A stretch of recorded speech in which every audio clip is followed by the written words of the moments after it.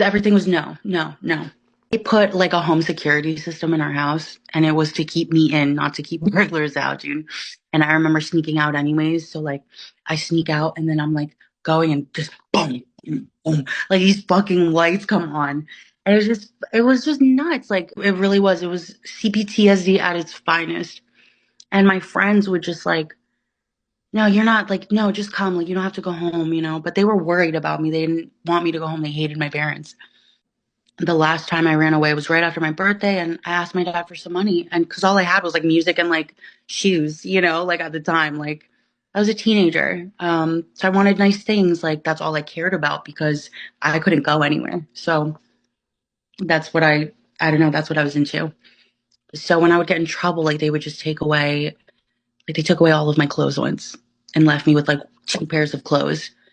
Took all of my clothes and just that you care about that so much. That's how you're gonna go to school. And my neighbor Alicia like lived up the street, so I would like run up there and like change into her clothes and shit, you know. So it was nuts. Like it was very nuts. I kind of I don't mind sitting and reflecting over it, but it was pretty crazy.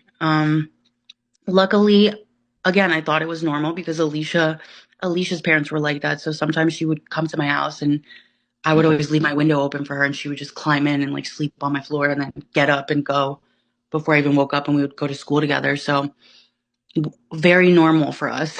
And one day my dad just he hit me so hard that like my head just like bounced off the car window. And it it was just a different feeling. And so I went into Miss Carolyn's house and I walked in and she was just like a lot of people were concerned for me. They knew I was getting hit at home. Um, and she gave me like $50 and a camera. I was like, okay, because I didn't think she was ever going to see me again, and she was right. Because I wasn't allowed to work after that. But I ran away for like the longest, and it was like 3 days, and like the cops were like closing in on me. Like they had already come to where I was. I went to my cousins, and then my dad and my uncle were called the cops on them.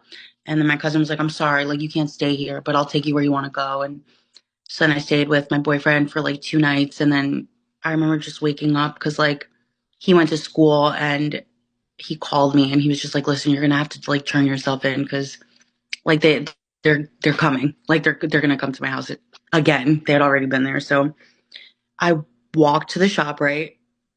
Grabbed a payphone and called and I was like, hi. I remember I was like, hi, I'm the girl that's missing.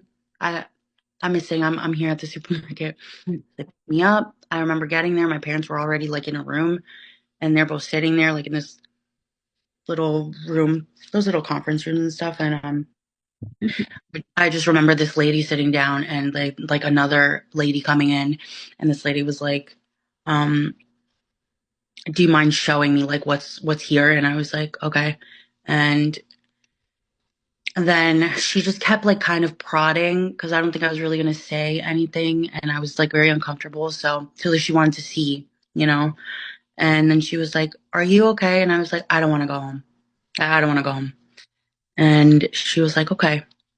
And then they put me in a shelter, which I thought was crazy because I was not a bad kid. I used to lie at Ivy Ridge and say that like I smoked weed and I did this. Like I smoked weed like a couple times, like at the very end.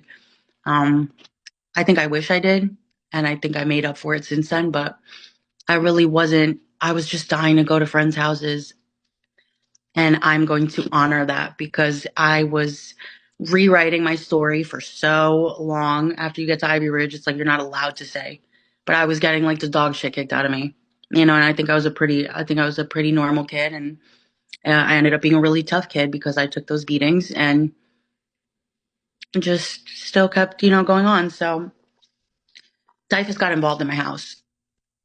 They got involved and it was so good for me because my caseworker was this lady named Christine and she was like this little itty bitty thing and but she came twice a week, so I knew it was serious because that wasn't standard for Dyfus. Like Dyfus would come like once a week, I think. What's Diefish? Child Protective Services. Okay. Okay. Oh, I'm so sorry, I skipped an entire part. I went to the shelter for 2 weeks And I was like, this is So no you place for me. transitioned into the system or whatever. Yeah, so I'm sorry. I completely jumped. I turned Oh, myself in after running away for the longest time, and there was when I told the lady I don't want to go home. They put me in a shelter. And I was at that shelter for like 2 weeks, but I didn't want to be there. yeah. I didn't want to be there. Like those kids were like tough and like I was not. Like they were just from like a different town and it was I didn't like it. I didn't like it at all. And I was angry because why would I have to leave when my parents were, abusing me? So um I just remember that was when my pattern disruption started because I started questioning things for the first time. Like, well, why do I have to? Why? What's going on? So I went there for 2 weeks, and then after that, I was like, I want to go home. Begging to go home after the first week. I went back home, and when I went back home was when I had my caseworker, Christine. Christine would come to my house twice a week. She would have Sunday dinners with us. She would come after she would come to see me while I was at school to check on me and then come see me again afterwards. And she just spent time with me. I remember us walking outside in my backyard. My parents had like a really big backyard and she would sit and have dinner with us. And she was really nice. I remember really caring for her. I loved her and I thought she loved me too. Um, and then I just remember us having dinner and my dad said something and Christine just like looking at my dad and because she had to be there. She really did. So like every time she was there, she was like mediating something or just, not even. She was just kind of like the Gestapo, but like she was so kind to me and she was the itty bitty thing. And I remember one time she got to the door. My dad was, saying goodnight and she just looks up at my dad and she's like, if you ever talk to her like that again, this is not going to stay like this. So you need to watch it. I'm not going to tell you again. Do not talk to your daughter like that. And I just remember my dad like, like super narky. Like it was a very machismo thing with him. We come from a different, like a third world country, like very poor country. And everything was very rooted in like, narcissism. Just don't test me. I'm so masculine, blah, blah, blah. Right. They So he did. raise their kids differently too Yeah, no, for sure. than My America. dad, hmm my dad was one of 15. Yeah, yeah. Yeah, in a 15-person family, like there's bound to be some discipline going on. 15-person family in fucking South America. Yeah. They literally have their orange roads. Like, I don't even want to know how they grew up. Yeah, yeah. You know what I mean? Like, but I remember my dad telling me, like, uh, my dad would tell me, like, I had my first pair of shoes at 15. And I'm like, okay. I did get caught shoplifting with my friend Kayla. And when I got caught, we're in the car driving home. And I just remember this is the one lecture I remember from my dad. Everything else was like, I didn't give a shit. But he's like, listen, that was the first time he tried to talk to me, like give me that talk, because he never did. He just would hit me.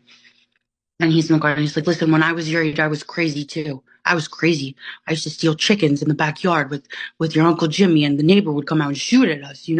And I was like, yeah, but I was being sarcastic. He was like, yeah, So, um, my dad and I had little moments, but my dad was never home.